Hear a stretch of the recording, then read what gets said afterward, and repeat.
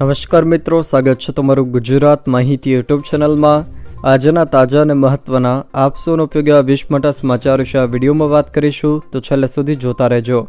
આજના સૌથી પહેલા સમાચાર વિશે વાત કરીએ તો છેલ્લા 24 કલાકમાં રાજ્યના 172 તાલુકાઓમાં વરસાદ વરસ્યો છે। વીતેલા 24 કલાકમાં સૌથી વધુ દક્ષિણ ગુજરાતના અનેક તાલુકાઓમાં ભારે વરસાદ પડ્યો છે। વલસાડના વાપીમાં 7.25 ઇંચ વરસાદ વરસ્યો છે, જ્યારે વલસાડના કપરાડામાં 6.5 ઇંચ વરસાદ પડ્યો છે, તો પારડી, ધરમપુર અને ઉમરગામમાં 4.4 ઇંચ વરસાદ વરસ્યો છે, જ્યારે જામનગરના જોડિયા અને નવસારીમાં 2.5 ઇંચ વરસાદ પડ્યો છે। તે ઉપરાંત છોટાઉદેપુર, નવસારી, ખેરગામમાં 2 ઇંચ વરસાદ વરસ્યો છે। જોકે નવસારીના જલાલપોર, વાલોડ અને બોડેલીમાં પણ 2 ઇંચ વરસાદ પડ્યો છે, તો તાપીના સોનગઢ, ડાંગ અને ગણદેવી તેમજ વ્યારામાં 2 ઇંચ વરસાદ વરસ્યો છે। જોકે અન્ય રાજ્યના અન્ય તાલુકાઓમાં અડધાથી લઈને 2 ઇંચ સુધીનો વરસાદ નોંધાયો છે। ત્યારબાદના મહત્વના સમાચાર વિશે વાત કરીએ તો સોના અને ચાંદીના ભાવમાં ફરી એકવાર વધારો જોવા મળ્યો છે। સોનાના ભાવ ફરી વધ્યા છે, સાથે જ ચાંદીના ભાવમાં પણ ઉછાળો આવ્યો છે। અમદાવાદમાં સોનાની કિંમત ₹500 વધીને 73,000 પ્રતિ 10 ગ્રામ 24 કેરેટની થઈ ગઈ છે, જ્યારે ચાંદીમાં ₹500 વધીને 84,500 પ્રતિ કિલોગ્રામ પર ભાવ પહોંચી ગયો છે। ઉલ્લેખનીય છે કે કેન્દ્રીય બજેટમાં સોના અને ચાંદી પર કસ્ટમ ડ્યુટી ઘટતા સોનાના ભાવ ગગડ્યા હતા, પરંતુ 1 ઓગસ્ટથી ફરી પાછી તેજી જોવા મળી રહી છે, જેની પાછળનું કારણ વૈશ્વિક પરિબળો છે। ત્યારબાદના મહત્વના સમાચાર વિશે વાત કરીએ તો અપહરણ અને મારવાના કેસમાં ગણેશ જાડેજાની મુશ્કેલીમાં વધારો થયો છે। ધારાસભ્યના પુત્ર સામે પુરાવાનો નાશ કરવાની કલમનો પણ હવે ઉમેરો થયો છે। ગણેશ જાડેજા સહિત 11 આરોપીઓ વિરુદ્ધ 4500થી વધુ પાનાનું ચાર્જશીટ દાખલ થયું છે। આરોપીઓના રિમાન્ડ અને જામીન અરજીની કોર્ટમાં સુનાવણી થશે। મારવાના કેસમાં જૂનાગઢ સેશન કોર્ટ દ્વારા ચાર્જશીટ રજૂ કરાય છે, જેમાં પુરાવાઓનો નાશ સહિતની કલમોનો ઉલ્લેખ કરાતા હવે ગણેશ જાડેજા સામે કેસ મજબૂત બનવા જઈ રહ્યો છે। જૂનાગઢ ક્રાઇમ બ્રાન્ચ દ્વારા ગણેશ જાડેજાની ધરપકડ કર્યા બાદ પોલીસે ગોંડલથી ગણેશ સહિત અન્ય 3 આરોપીઓ પકડી પાડ્યા હતા। જણાવી દઈએ કે આ કેસમાં કુલ 11 લોકો સામે ગુનો નોંધાયો છે।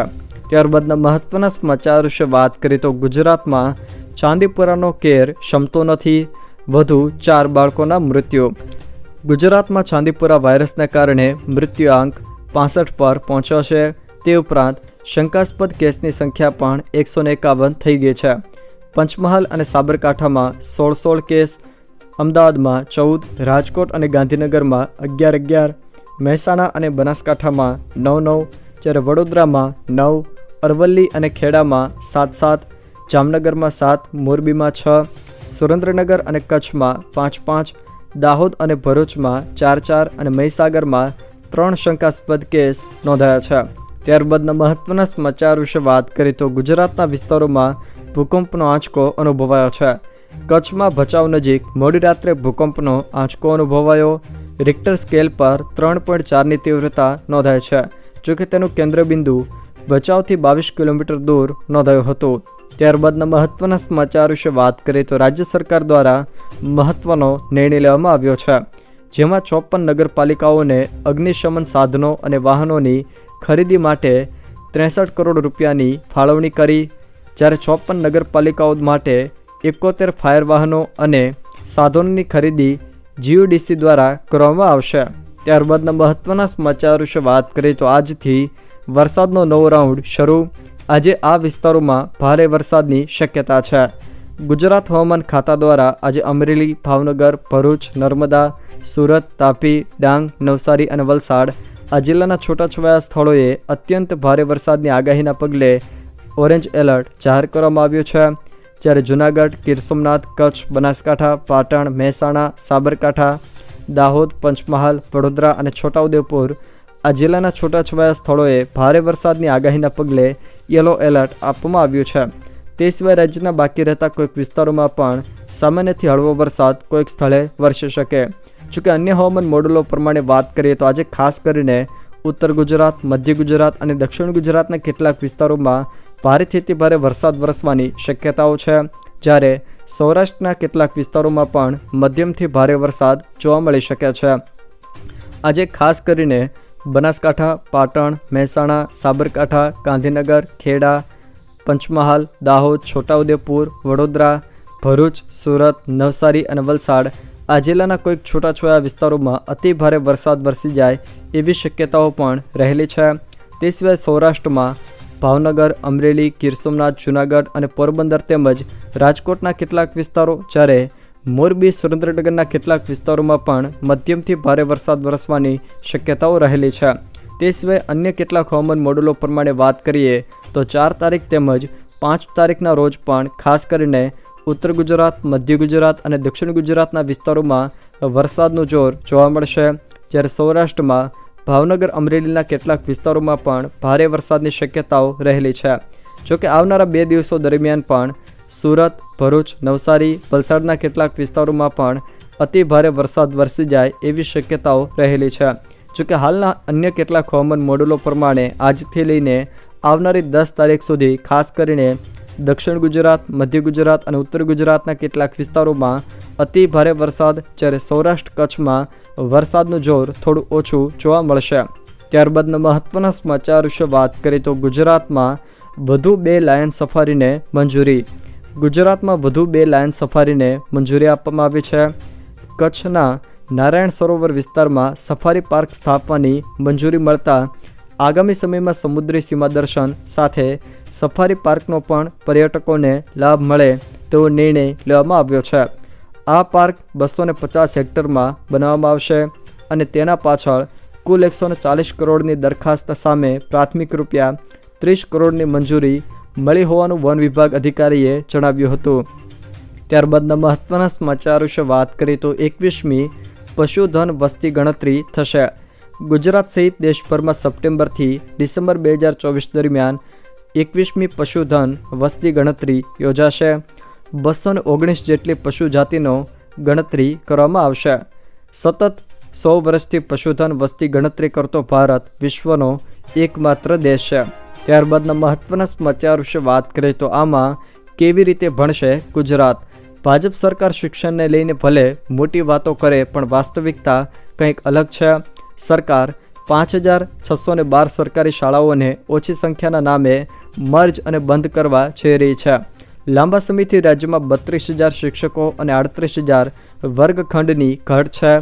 રાજ્યમાં 1657 સરકારી શાળાઓ માત્ર 1 શિક્ષકથી અને 341 શાળાઓ માત્ર 1 જ ઓરડાથી ચાલે છે. જોકે 14,652 શાળાઓ એવી છે કે જ્યાં એક વર્ગમાં અલગ અલગ ધોરણના વિદ્યાર્થીઓ બેસે છે. ત્યારબાદના મહત્વના સમાચાર વિશે વાત કરીએ તો 2000 રૂપિયાની નોટને લઈને મોટું અપડેટ આવ્યું છે. ભારતીય રિઝર્વ બેન્કે ₹2000ની નોટને લઈને મોટું અપડેટ આપ્યું છે. 19 મે 2023ના રોજ રિઝર્વ બેન્ક ઓફ ઇન્ડિયા દ્વારા 2000 રૂપિયાની ચલણી નોટ ચલણમાંથી પરત લેવાની જાહેરાત કરાઈ હતી. જોકે આ જાહેરાત બાદ અત્યાર સુધીમાં ₹2000ની લગભગ 98% એટલે કે 97.92% જેટલી નોટો પરત આવી ગઈ છે. આરબીઆઈ અનુસાર હવે માત્ર 7,409 કરોડ રૂપિયાની નોટ માર્કેટમાં છે. આરબીઆઈ દ્વારા હજી પણ ₹2000ની નોટ પરત લેવામાં આવી રહી છે.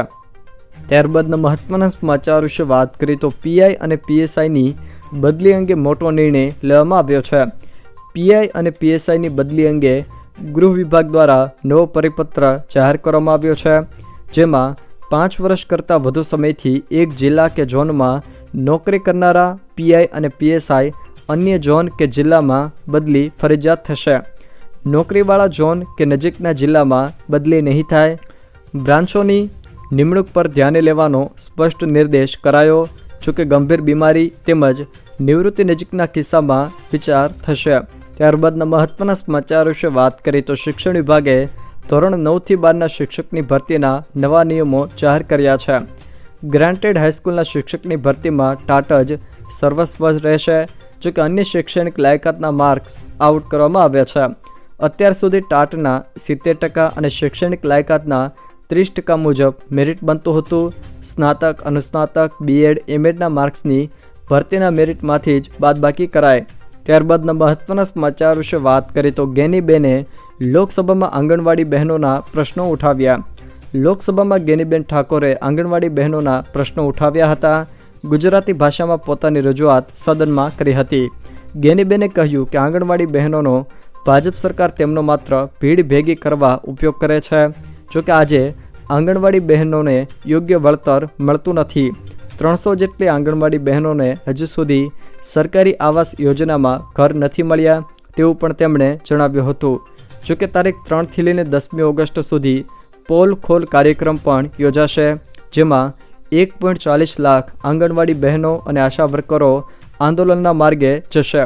14મીએ રાત્રિ જાગરણ કરીને અનોખો વિરોધ કરશે. જોકે 19મીથી અચોક્કસ મુદતની હડતાલની જાહેરાત કરવામાં આવી છે. જો મિત્રો આ વિડીયો તમને પસંદ આવ્યો હોય તો વિડીયોને લાઇક કરો, તમારા મિત્રો સાથે શેર કરો અને જો તમે મારી ચેનલ બનાવવા હોવ તો ચેનલને સબસ્ક્રાઈબ જરૂર કરજો, જેથી મારા આવનારા તમામ વિડીયોની માહિતી તમારા સુધી પહોંચી શકે.